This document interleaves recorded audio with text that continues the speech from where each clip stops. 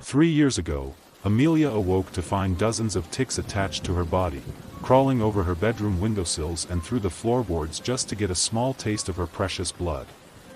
That's how we knew my sister had been selected. She was ecstatic. Everyone was, actually, our classmates, our teachers, the mailman, our town's deacon, the kind Colombian woman who owned the grocery store. They were all elated by the news. Amelia's a great kid, a real fine specimen.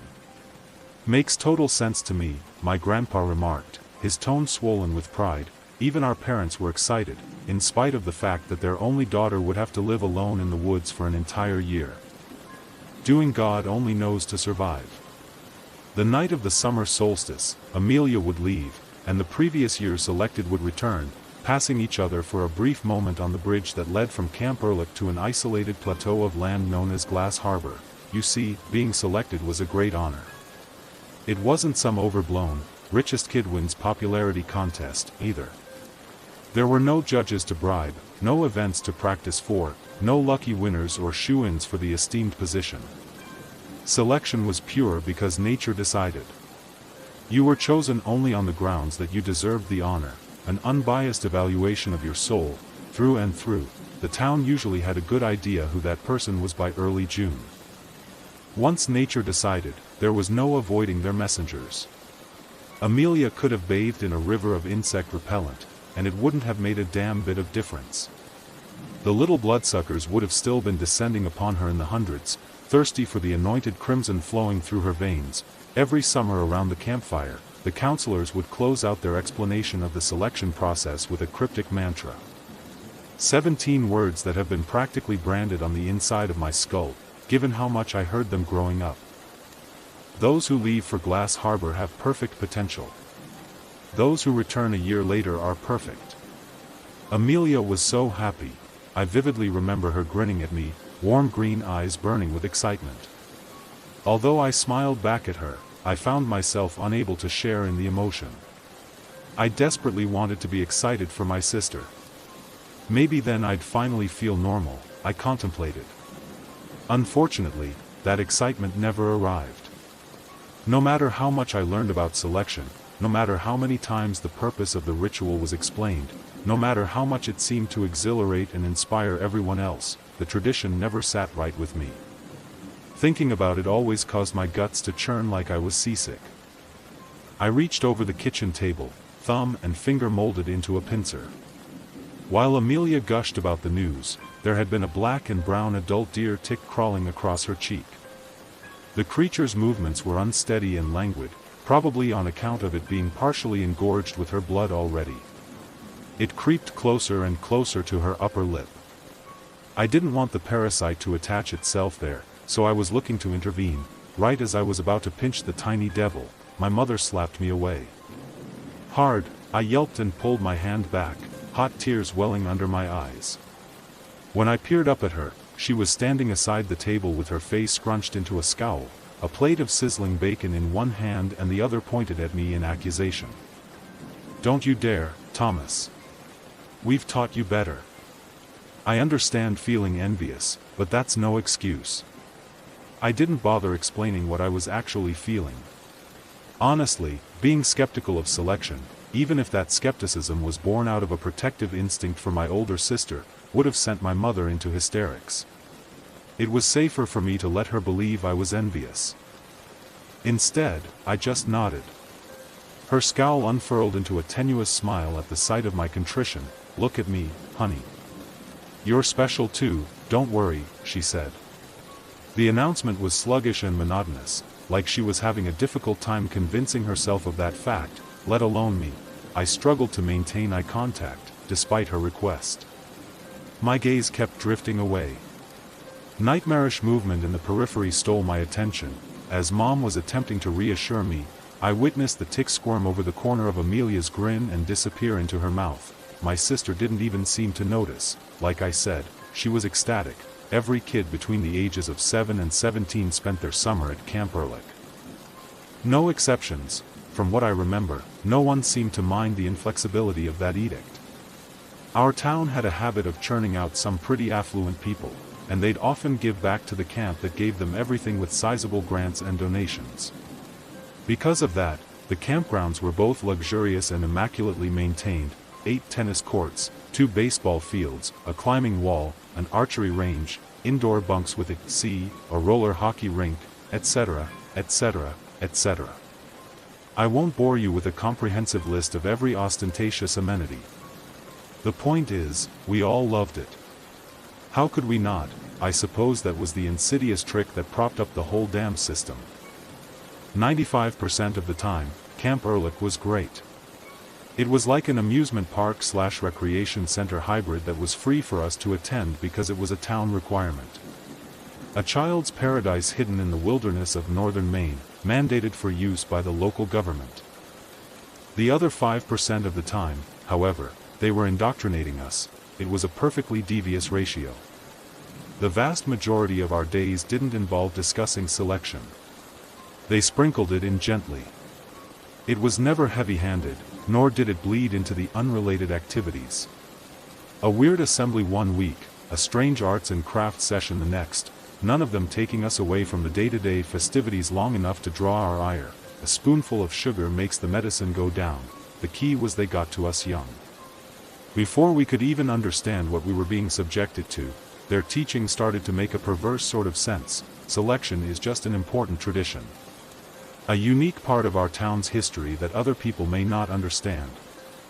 But that doesn't make it wrong. Every prom designates a king and queen, right? Most jobs have an employee of the month. The selected are no different. Special people, with a special purpose, on a very special day. The selected don't leave forever. No, they always come back to us, safe and sound. Better, actually.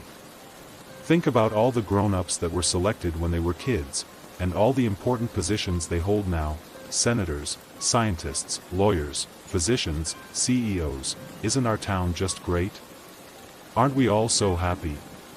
Shouldn't we want to spread that happiness across the world? That would be the neighborly thing to do, right? What a load of bullshit. Couldn't tell you exactly why I was born with an immunity to the propaganda. Certainly didn't inherit it from my parents. Didn't pick it up from any wavering friends, either. There was just something unsettling about the selection ceremony. I always felt this invisible frequency vibrating through the atmosphere on the night of the summer solstice, a cosmic scream emanating from the land across the bridge, transmitting a blasphemous message that I could not seem to hide from. The selected endured unimaginable pain during their year on Glass Harbor. It changed them, and it wasn't for their benefit. It wasn't really for ours, either. Okay, so, tell me, who was the first selected? I demanded. The amphitheater went silent, and the camp counselor directing the assembly glared at me. Kids shifted uncomfortably in their seats. Amelia rested a pale, pleading hand on top of mine, her fingers dappled with an assortment of differently sized ticks, like she was flaunting a collection of oddly shaped rings. Tom. Please, don't make a fuss. She whimpered. For better or worse, I ignored her. It was a week until the summer solstice, and I had become progressively more uncomfortable with the idea of losing my sister to Glass Harbor for an entire goddamn year. How do you mean? The counselor asked from the stage. Rage sizzled over my chest like a grease burn. He knew what I was getting at. I mean, you're explaining it like there's always been a swap. One selected leaves Camp Ehrlich, one selected returns from Glass Harbor. But that can't have been the case with the first person. It doesn't make sense. There wouldn't have been anyone already on Glass Harbor to swap with. So, my question is, who was the first selected? Who left Camp Ehrlich to live on Glass Harbor without the promise of being swapped out a year down the road? It was a reasonable question, but those sessions weren't intended to be a dialogue. I could practically feel everyone praying that I would just shut up. The counselor, a lanky, bohemian-looking man in his late 50s, forced a smile onto his face and began reciting a contentless hodgepodge of buzzwords and platitudes. Well, Tom, selection is a tradition older than time. It's something we've always done, and something we'll always continue to do, because it's making the world a better place. You see, those who leave for Glass Harbor have perfect potential, and those who... I interrupted him. I couldn't stand to hear that classic tagline. Not again. Not while Amelia sat next to me, covered in parasites, nearly passing out from the constant exsanguination. You're not answering my question. But fine, if you don't like that one, here's a few others. How does selection make the world a better place? Why haven't we ever been told what the selected do on Glass Harbor? How do they change? Why don't the selected who return tell us anything about the experience? And for Christ's sake, how are we all comfortable letting this happen to our friends and family? I gestured towards Amelia, a pallid husk of the vibrant girl she used to be, slumped lifelessly in her chair. The counselor snapped his fingers and looked to someone at the very back of the amphitheater. Seconds later, I was violently yanked to my feet by a pair of men in their early 20s and dragged outside against my will. They didn't physically hurt me, but they did incarcerate me. I spent the next 7 days locked in one of the treatment rooms located in the camp's sick bay. Unfortunately, maybe intentionally, they placed me in a room on the 3rd floor, facing the south side of Camp Ehrlich. That meant I had an excellent view of the ritual grounds, an empty plot of land at the edge of camp. A cruel choice that only became crueler when the summer solstice finally rolled around. As the sun fell, I paced around the room in the throes of a panic attack. I slammed my fists against the door, imploring them to let me out. I'm sorry for the way I behaved. Really, I wasn't thinking straight. I begged, just, please, let me see Amelia one last time before she goes. No response. There was no one present in the sick bay to hear my groveling. Everyone, the staff, the kids, the counselors, were all gathered on the ritual grounds. No less than 1,000 people singing, lighting candles, laughing, hugging, and dancing. I watched one of the elders trace the outline of Amelia's vasculature on her legs and arms in fine, black ink. A ceremonial marking to empower the 16-year-old for the journey to come. I tried not to look, but I couldn't help myself. The crowd went eerily silent and averted their eyes from Amelia and the pathway that led out of Camp Ehrlich, as was tradition. For the first time in my life, I did not follow suit. My eyes remained pressed against the glass window, glued to my sister. She was clearly weak on her feet. She lumbered forward, stumbling multiple times as she pressed on, inching closer and closer to the forest. As instructed, she followed the light of the candles into a palisade of thick, ominous pine trees. Supposedly, the flickering lights would guide her to the bridge, and then, she was gone. Swallowed whole by the shadow-cast thicket, I never got to say goodbye. 30 minutes later, another figure appeared at the forest's edge. Damien, last year selected, walked quietly into view. He then rang a tiny bell he'd been gifted before leaving 365 days prior. That's all the counselors ever gave the selected. No food, no survival gear, no water. Just an antique handbell with a rusted, greenish bell bearing. The crowd erupted at the sound of his return. Once the festivities died down, they finally let me out of my cage. For the next year of my life, I continued to feel the repercussions of my outburst. When I arrived home from camp in the fall, my parents were livid. They had been thoroughly briefed on my descent. Dad screamed. Mom refused to say anything to me at all. Grandpa just held a look of profound sadness in his eyes, though I'm not sure that was entirely because of his disappointment in me. I think he missed Amelia. God, I did too. None of my classmates RSVP'd for my 14th birthday party. Not sure if their parents forbade them from attending, or if they themselves didn't want to be associated with a social pariah. Either way, the rejection was agonizing. For a while, I was broken. Didn't eat, didn't sleep. Didn't really think much. No, I simply carried my body from one place to another. Kept up appearances as best I could. Unilateral conformity seemed like the only route to avoiding more pain. One night, that all changed. I was cleaning out the space under my bed when I found it. The homemade booklet felt decidedly fragile in my hands. I sneezed from inhaling dust, and I nearly ended up snapping the thing in half. when Amelia and I were kids, back before I'd even been introduced to Camp Ehrlich, we used to make comics together. The one I cradled in my hands detailed a highly stylized account of how me and her had protected a helpless turtle from a shark attack at the beach. In the climatic panels, Amelia roundhouse kicked the creature's head while I grabbed the turtle and carried it to safety. Beautifully dumb and tragically nostalgic, that booklet reawakened me. She really was my best friend. At first, it was just sorrow. I hadn't felt any emotions in a long while, so even the cold embrace of melancholy was a relief. That sorrow didn't last, however. In the blink of an eye, it fell to the background, outshined by this blinding supernova of white-hot anger. I shot a hand deeper under the bed, procured my old Little League bat, gripped the handle tightly, and beat my mattress to a pulp. Battered the poor thing with wild abandon until my breathing turned ragged. The primordial catharsis felt amazing. Not only that, but I derived a bit of a wisdom from the tantrum. What I did wasn't too loud, and I expressed my discontent behind closed doors.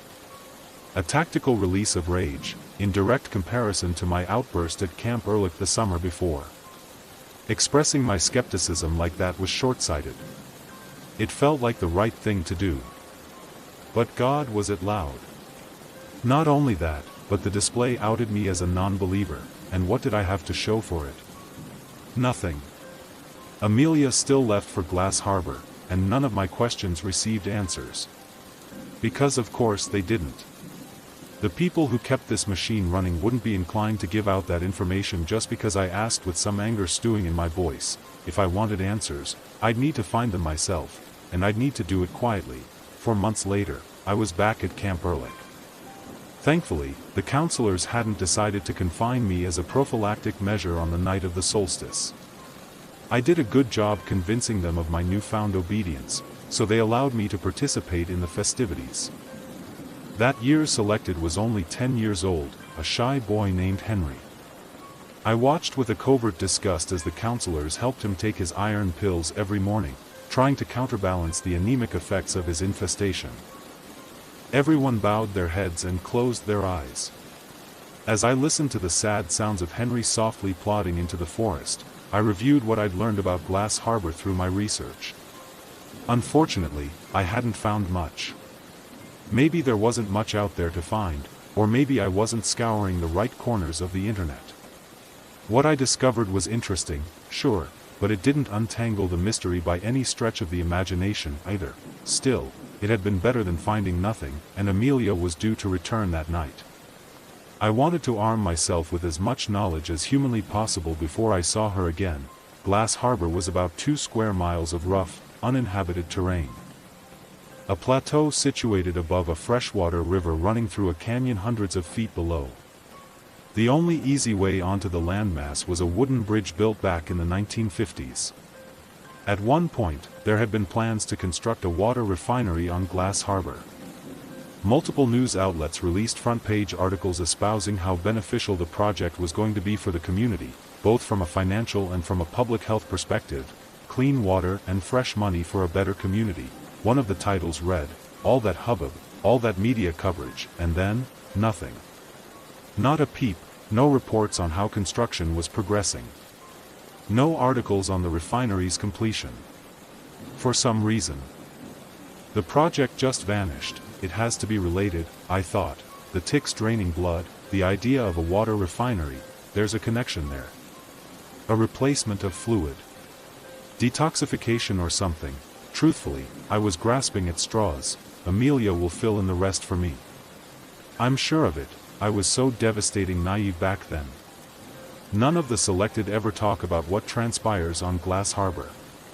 It's considered very disrespectful to ask them about it, too. But it's Amelia, I rationalized, she'll tell me. Of course she'll tell me. The somber chiming of a tiny handbell rang through the air. My head shot up and there she was, standing tall on the edge of the forest. Amelia looked healthy. Vital. Her skin was pest-free and no longer pale. She wasn't emaciated. Her body was lean and muscular. She was wearing the clothes that she left in, blue jeans and a black Mars Volta t-shirt, but they weren't dirty. No, they appeared pristine. There wasn't a single speck of dirt on her outfit. We all leapt to our feet, cheering. For a second, I felt normal. Elated to have my sister back. But before I could truly revel in the celebration, a similar frequency assaulted my ears. That horrible cosmic scream. From the back of the crowd, I stared at my sister, wide-eyed. There was something wrong with her. I just knew it. My attempts to badger Amelia into discussing her time on Glass Harbor proved fruitless over the following few weeks. I started off subtle. I hinted to her that I knew about the watery refinery in passing. Nudged her to corroborate the existence of that enigmatic building. You must have come across it. I whispered one night, waiting for her to respond from the top bunk of our private cabin. I know she heard me, but she pretended to be asleep. Adolescent passion is such a fickle thing. I was so headstrong initially, so confident that Amelia and I would crack the mysteries of selection wide open. But when she continued to stonewall me, my once voracious confidence was completely snuffed out. Emotionally exhausted and profoundly forlorn, I let it go. At the end of the day, Amelia did come back. Mostly, if I didn't think about it, I was often able to convince myself that she never left in the first place. On the surface, she acted like the sister I'd lost. Her smile was familiar, her mannerisms nearly identical, but she was different, even if it was subtle. An encounter I had with her early one August morning all but confirmed that fact. I woke up to the sounds of muffled retching coming from the bathroom, followed by whispering, and then again, retching. I creeped out of bed. Neon red digits on our cabin's alarm clock read 4:58 a.m. I tiptoed over to the bathroom door, careful to avoid the floorboards that I knew creaked under pressure. More retching. More whispering. I could tell it was Amelia's voice. For some inexplicable reason, though, the bathroom lights weren't flicked on. As gently as I could, I pushed the door open. My eyes scoured the darkness, searching for my sister. Given the retching, I expected to see her huddled up in front of the toilet, but she wasn't there. Eventually, I landed on her silhouette. She was inside the shower with the sliding glass door closed, sitting on the floor with her back turned away from me. Honestly, I have a hard time recalling the exact order of what happened next. All I remember vividly is the intense terror that coursed through my body, heart thumping against my rib cage. Cold sweat dripping down my feet and onto the tile floor, hands tremoring with a manic rhythm. Amelia, are you all right? I whimpered. The whispering and retching abruptly stopped. I grabbed the handle and slid the glass door to the side. A musty odor exploded out from the confined space. It was earthy but also rotten smelling, like algae on the surface of a lake. My eyes immediately landed on the shower drain. There were a handful of small, coral-shaped tubes sprouting from the divots. Amelia was bent over the protrusions. She had her hands cupped beside them. An unidentifiable liquid dripped from the tubes into her hands. Once she had accumulated a few tablespoons of the substance, she brought her hands to her mouth and ferociously drank the offering. I gasped. Amelia slowly rotated her head towards me, coughing and gagging as she did. Her eyes were lifeless. Her expression was vacant and disconnected. In a raspy, waterlogged voice, she said, "It's such a heavy burden to carry the new blood, Tom." The previously inert tubes rapidly extended from the drain and shot towards me. I screamed. Or, I thought about screaming. It all happened so quickly. Next I remember, I woke up in bed. Amelia vehemently denied any of that happening. She insisted it was a bad dream. Eventually, I actively chose to believe her. It was just easier that way. From that summer on, Amelia's life got progressively better, and mine got progressively worse. She graduated valedictorian of her class. Received a full ride to an Ivy League college with plans to study biochemistry. She's on track to becoming the next Surgeon General, my dad would say. Amelia had plenty of close friends to celebrate her continued achievements, as well. Me, on the other hand, barely made it through high school. No close friends to speak of, though I do have a steady girlfriend. We initially bonded over a shared hatred of selection. Over the last year, Hannah's been my rock. We've fantasied about exposing selection to the world at large. Writing up and publishing our own personal accounts of the horrific practice, hoping to get the FBI involved or something. Recent events have forced our hand earlier than we would have liked. 3 weeks ago, Amelia died in a car crash. Her death sent shockwaves through our town's social infrastructure, but not just for the obvious reasons. Everyone's grieving, myself included, but it was something my dad whispered to my grandpa at her funeral that really got me concerned. None of the selected have ever died before. Not to my knowledge, at least. By definition, this shouldn't have happened. Does it break the deal? Does anyone know what to do about this? The more I reflected on it, the more I realized that my dad was right. I didn't personally know all of the recently selected. There's a lot of them and they've scattered themselves throughout the world, but I'd never heard of any of them dying before. Not a single one. Don't worry, my grandpa replied, we can fix this. It won't be ideal, but it will work. This morning, I woke up before my alarm rang due to a peculiar sensation. A powerful need to itch the inside curve of my ear. My sleepy fingers traced the appendage until they stumbled upon a firm, pulsing boil that hadn't been there the night before. A fully engorged deer tick was hooked into the flesh of my ear. I found 30 other ticks attached to my body in the bathroom this morning. On my palms, in my hair, over my back. This is only the beginning. 2. The solstice is only 6 days away. Please, please help me. I don't want to change. I don't want to go to Glass Harbor. I don't want to carry the new blood.